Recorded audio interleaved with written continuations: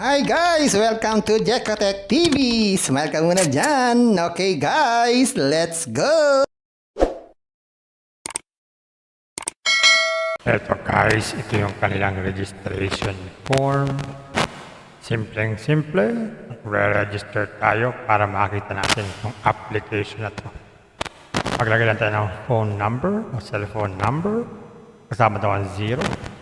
Tapos password, tapos ulit ng password. Gawin na natin yan, ganyan lang kasimple. Click natin sign up. Yan, automatic guys. After natin mag-sign up, makakuha tayo ng 60 pesos.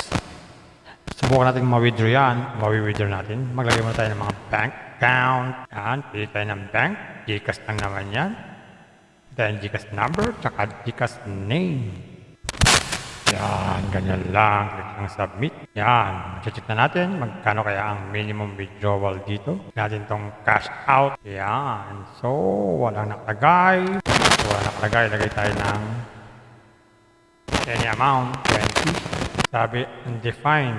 So, hindi pala pwedeng mag-withdraw ng 20 pesos lang. Ngayon, check natin magkano kaya ang mga produkto dito o mga investment na kanilang inalok dito sa my product. Yan. Yan. Gaya nitong una, ang halaga daw ay 200 pesos. Meron tayong 54 pesos everyday nakita. Ang susunod naman dito ay 112 na ang kita everyday. Susunod, 800 daw ito ang puhunan, 232 naman po ang everyday, at meron ding 420 ang everyday nakita. So gagawin lang para makapag-invest, click lang itong buy. So kailangan natin maglagay ng amount. Lagay tayo ng 1.4. Yan, buy GCash. Lagay tayo. Next. Yan, scan itong QR code, mag-transfer ng fund. Ayun, meron na tayong investment, pwede tayong mag-withdraw every day. So meron sila dito top up, yan, pwede tayong mag-top up dyan, direkta. At cash out, mag-withdraw tayo. At daily check-in, meron pa itong daily check-in para sa mga instant reward. At meron sila dito bank account, pwede tayong palit-palit ng banko, at magpalit-palit ng password, at mag-log out na lang pag ayaw natin sa application na ito. Ayan guys, nakita natin. 4 days, bawi ang puhunan. So, automatic, pag ganito kabilis mabawi ang puhunan, ito ay pang mga risk taker lamang. Dahil wala tayong kasiguruhan kung tatagal ito o sandali lamang. Kaya kung kayo ay naghahanap ng pamatagalang online earning apps, hindi ito ang hinahanap nyo. Hanap na lang po kayo ng iba dahil ito ay para sa lamang sa mga risk taker. Sa mga risk taker, kayo muna ay magsuli bago kayo mag-invest. Pampaalala, ang ganitong mga application, minsan tumatagal, pero minsan sandaling-sandali lamang. Kagaya itong application na to, ang hula ko dito, tatagal ito mga 4 to 5 days. Pag sumobra dyan, swerte na tayo. Kaya maging mag-ingat sa ating pag-i-invest. At kung wala kayong pag-invest,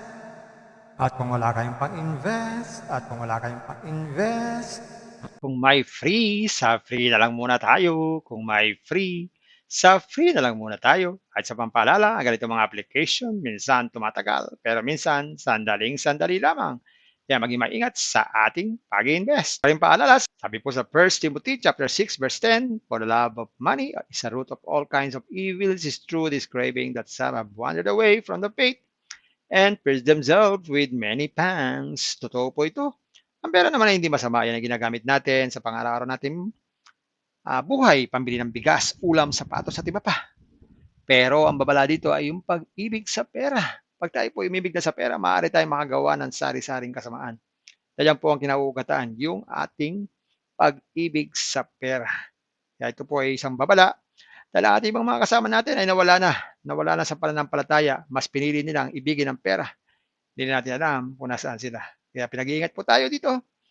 Mag-iingat po tayo sa pag-ibig sa pera. Bye-bye. Ingat lagi sa pag-invest. Bye. Hi guys! Welcome to Jekotech TV! Smile ka muna dyan! Okay guys, let's go!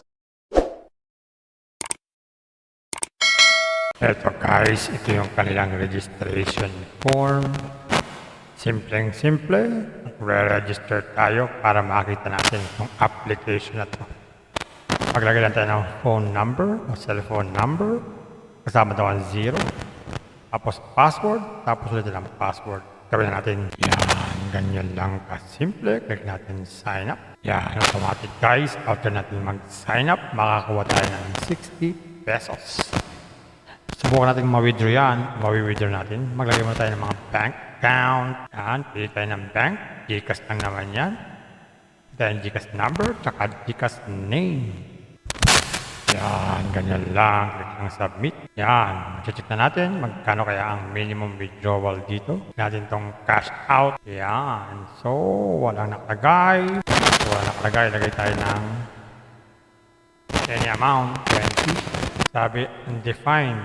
So hindi pala pwedeng mag-withdraw ng 20 pesos lang. Ngayon check natin magkano kaya ang mga produkto dito o mga investment na kailangang nalok dito sa my product. Yan. Yan. Gaya nitong una, ang halaga daw ay 200 pesos. Meron tayong 54 pesos everyday nakita. Ang susunod naman dito ay 112 na ang kita everyday. Susunod, 800 daw ito ang puhunan. 232 naman po ang everyday. At meron ding 420 ang everyday nakita. So gagawin lang para makapag-invest, click lang itong buy. So kailangan natin maglagay ng amount. Lagay tayo ng 1.4. Yan, buy Gcash. Lagay tayo. Next. Yan, scan itong QR code. Mag-transfer ng fund. Ayun, meron na tayong investment. Pwede tayo mag-withdraw every day. So meron sila dito top up. Yan, pwede tayo mag-top up yan, direkta. At cash out, pag mag-withdraw tayo. At daily check-in, meron pa itong daily check-in para sa mga instant reward. At meron sila dito bank account, pwede tayong palit-palit ng banko, at pagpalit-palit ng password, at mag-log out na lang. Pag ayaw natin sa application na ito. Ayan guys, nakita natin, 4 days, bawi ang puhunan. So automatic, pag ganito kabilis mabawi ang puhunan, ito ay pang mga risk taker lamang. Dahil wala tayong kasiguruhan kung tatagal ito, o sandali lamang. Kaya kung kayo ay naghahanap ng matagalang online earning apps, hindi ito ang hinahanap nyo. Hanap na lang po kayo ng iba dahil ito ay para sa lamang sa mga risk taker. Sa mga risk taker, kayo muna ay magsuli bago kayo mag-invest. Pampaalala, ang ganitong mga application, minsan tumatagal, pero minsan sandaling-sandali lamang. Kagaya itong application na ito, ang hula ko dito, tatagal ito mga 4 to 5 days. Pag sumobra dyan, swerte na tayo. Kaya maging maingat sa ating pag-i-invest. At kung wala kayong pag-invest,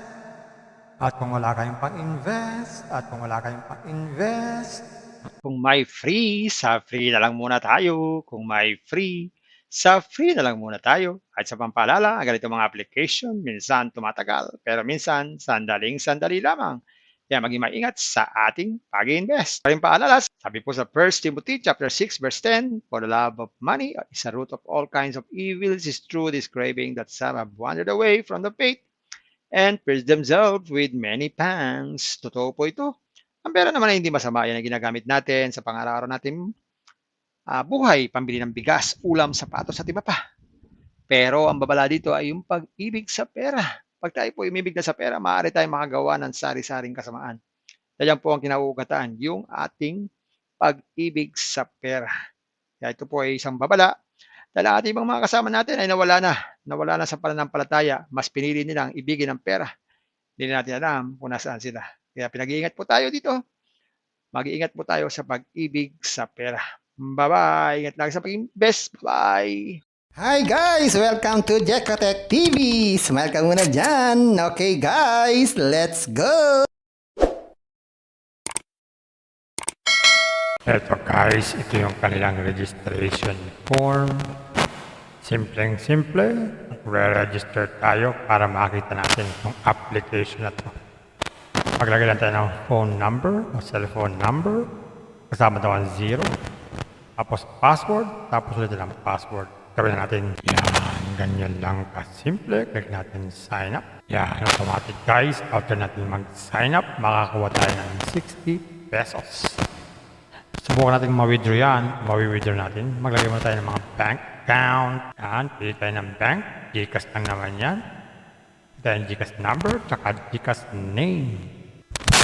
Yan, ganyan lang. Click lang submit. Yan, check na natin magkano kaya ang minimum withdrawal dito. Natin tong cash out. Yan, so walang nakalagay. Walang nakalagay, lagay tayo ng any amount, 20. Sabi, undefined.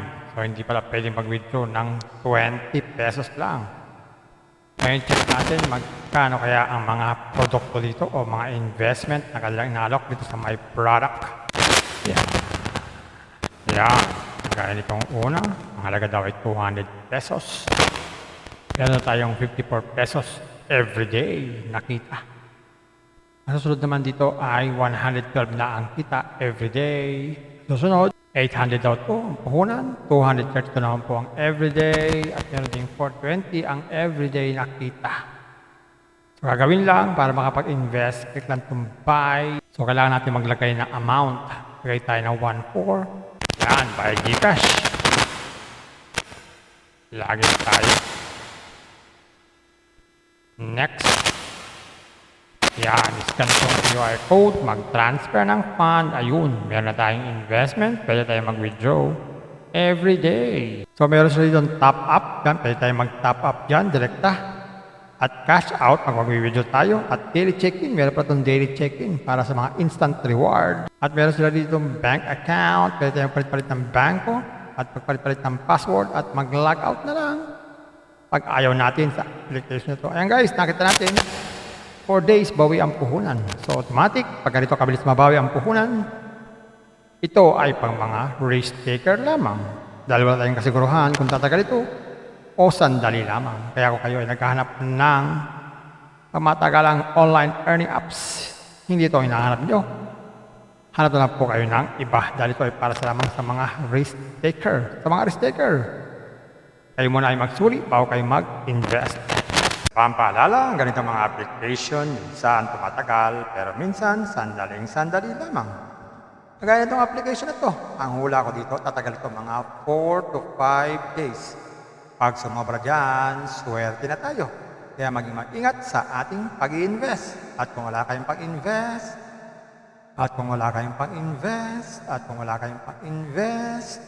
Kung may free, sa free na lang muna tayo. Kung may free, sa free na lang muna tayo. At sa pampaalala, ang ganito mga application, minsan tumatagal, pero minsan sandaling-sandali lamang. Kaya maging maingat sa ating pag-invest. Paring paalala, sabi po sa 1 Timothy chapter 6 verse 10, for the love of money is a root of all kinds of evils, is true this craving that some have wandered away from the faith and pierced themselves with many pangs. Totoo po ito.